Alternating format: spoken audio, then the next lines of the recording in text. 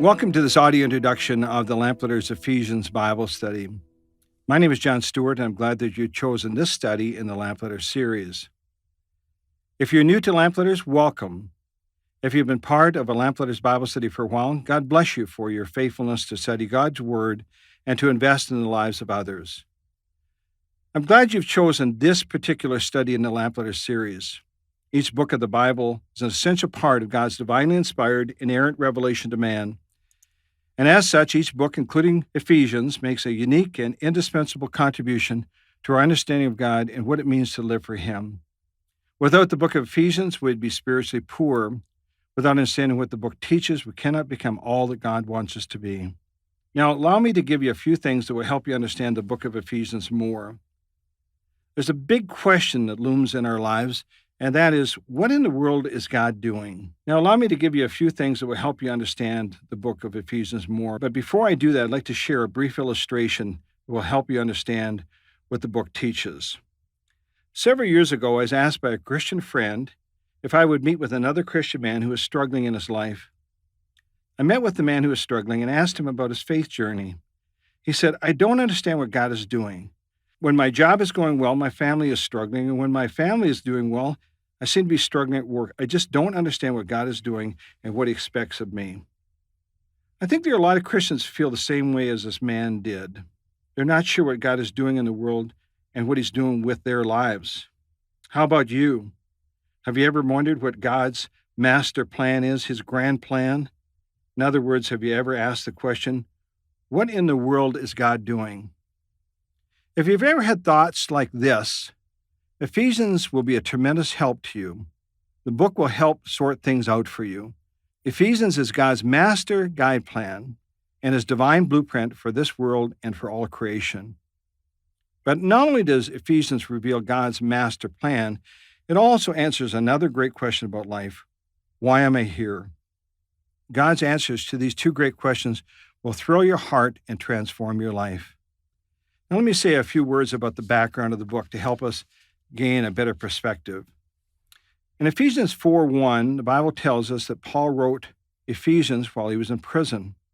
The letter was likely delivered by Tychicus, who Paul asked to inform the Ephesian believers about the apostles' well-being, Ephesians 6:21. According to Acts chapter 18, verses 19 through 22, Paul first visited Ephesus during his second missionary journey. Ephesus, located in what is now Western Turkey, was a leading commercial and cultural center in the Roman Empire. On Paul's third missionary journey, he spent 3 years there, his longest recorded stay in any one city. While Paul was in Ephesus, he preached the gospel and ministered at the school of Tyrannus during the last 2 years, and everyone in the Roman province of Asia heard the word of the Lord during this time. Acts chapter 19, verse 10. The impact of the gospel angered the local merchants who sold idols and silver shrines, which led to a riot, and Paul was forced to leave the city. At the end of Paul's third missionary journey, on his return to Jerusalem, he met briefly with Ephesian elders to encourage them to remain faithful to the Lord and to be on the alert for false teachers. Now, regarding the theme of the book of Ephesians, the book of Ephesians reveals God's master plan. No other book in the Bible reveals what God is doing in this world so comprehensively. In Ephesians 1, 9, and 10, the Bible says, "Having made known to us the mystery of His will, according to His good pleasure, which He purposed in Himself, that in the dispensation of time He might gather together in one all things in Christ, both which are in heaven and on earth in Him." Or, to put it in simpler terms, God is bringing everything on earth and in heaven together under the sovereign authority of Christ, according to His perfect time. The New Living Translation, the NLT, attempts to make God's plan even easier to understand. Let me quote, "And this is God's plan. At the right time, He will bring everything together under the authority of Christ, everything in heaven and on earth." Now let me say a few things about the book itself. Unlike many of Paul's letters to the churches, Ephesians has no particular problem that is addressed, and no personal greetings are extended to friends or co-laborers. Ephesians is more of a doctrinal treatise on God's grand plan, God's master plan, and its implications in a personal letter to a church or a group of churches. Another unique element of Ephesians is the phrase, the heavenlies. Paul's letter begins with a statement that God has blessed believers with every spiritual blessing in the heavenlies, Ephesians 1:3. Different Bibles translate the Greek word as heavenly realms, heavenly places. The word refers to the unseen spiritual dimension of life where Christ rules supremely and the realm in which believers can experience the manifold fruit of their relationship with Christ through the power of the Holy Spirit. This is a very important concept in the book of Ephesians. So what will you gain by studying Ephesians? Ephesians will help you understand God's great eternal plan and purpose. Knowing God's plan will help you answer the second question, why am I here on earth? A second benefit of studying Ephesians is that you learn about your spiritual inheritance, the riches of Christ that have been given to all believers at the time of salvation.